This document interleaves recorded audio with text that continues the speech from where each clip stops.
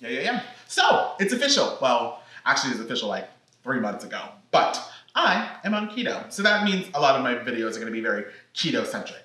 So, now being a Ketoian on this high-fat, low-carb eating regimen means no rice, no pasta, no potatoes, and no bread. Now the rest, I can do without. In fact, I've actually been doing those off and on for several years now. Bread, oh, that is...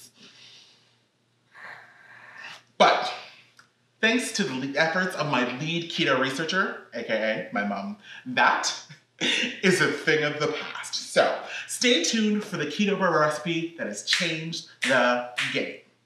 Welcome to my kitchen.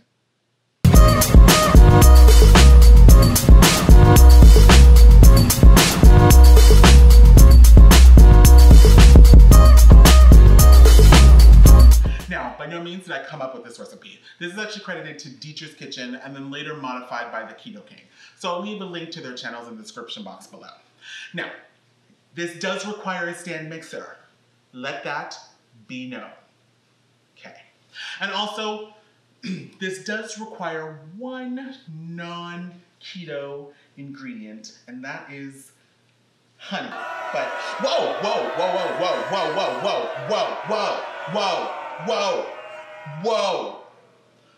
Let me explain. Number one, it's a teaspoon, very small amount. Number two, it's actually used to feed the yeast, so it gets consumed anyway. Okay? Okay. So that being said, let's get into the recipe. All right, so first thing is going to be the yeast. And for those who don't know, it's a living organism. Its purpose is to basically produce gas so that it makes the bread nice and soft and airy.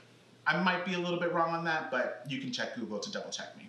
And so to do that, we need to give it the perfect environment to flourish. So we need to control the temperature as well as give them sustenance. Now, it's recommended that we use rapid rise yeast, so we are. And also normally you don't have to bloom rapid rise yeast, but we are going to anyway. And blooming is basically when they produce the gas that will give us that airy softness that we're looking for. So, to give it its perfect environment, we need water at 120 to 130 degrees Fahrenheit. Too cold, they won't flourish. Too hot, they'll die. And then we'll use the honey to give them their sustenance. In a stand mixer, we're gonna add 1 cup of our warm water, and then we're gonna add our yeast. Then to that, we're gonna add our teaspoon of honey, and we're gonna just give this a mix.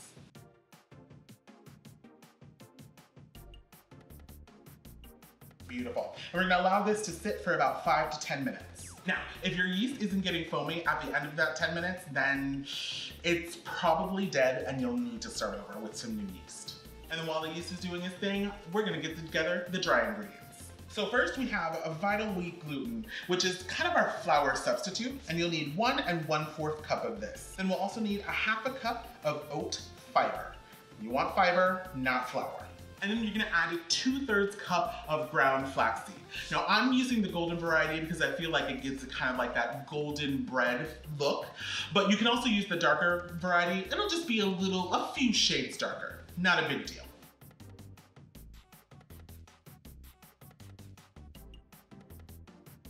And you can also use a 1/4 cup of sugar substitute, but I don't really like adding it, so I don't.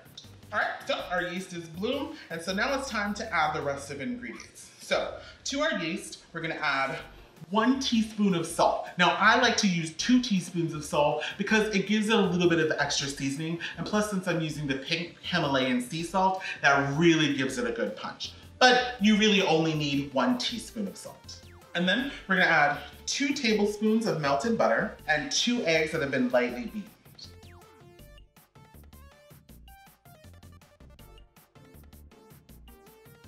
And then we're just gonna give this a quick mix. And now we add our dry ingredients. So we're gonna add our dry ingredients and we're gonna mix this with the paddle attachment for about 3 to 5 minutes. And this will really get everything well incorporated and kind of get a little bit of kneading going on.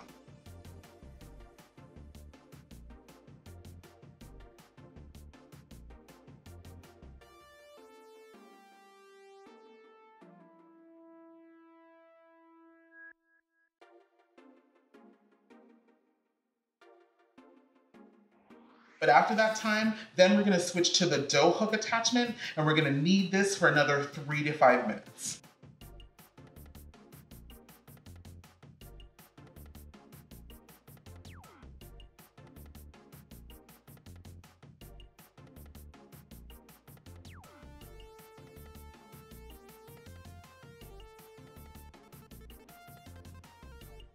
And the dough should be barely sticky. Perfect. Now, this is gonna go into a lightly greased loaf pan.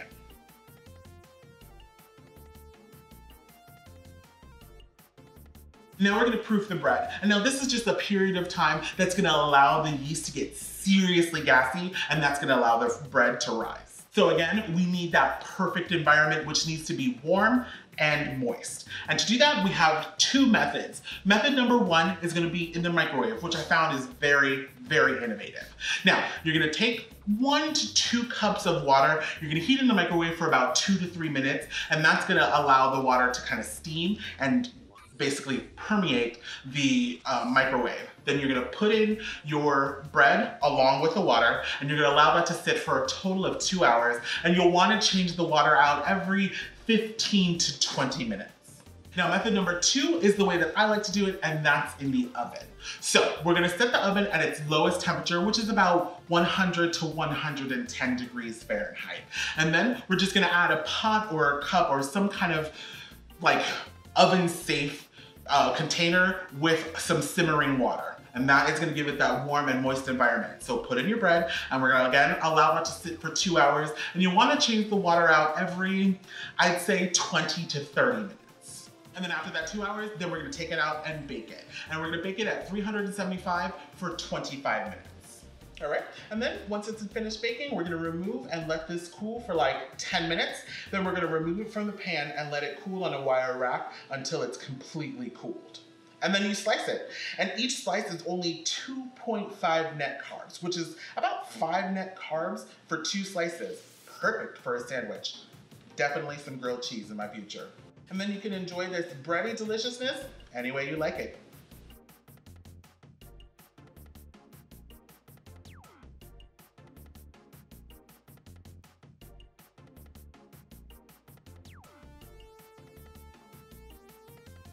I hope you get inspiration from my kitchen. Like and subscribe to come back for more, and comment below what your thoughts are on this keto bread, because it is a game changer. Trust me. So definitely give it a try.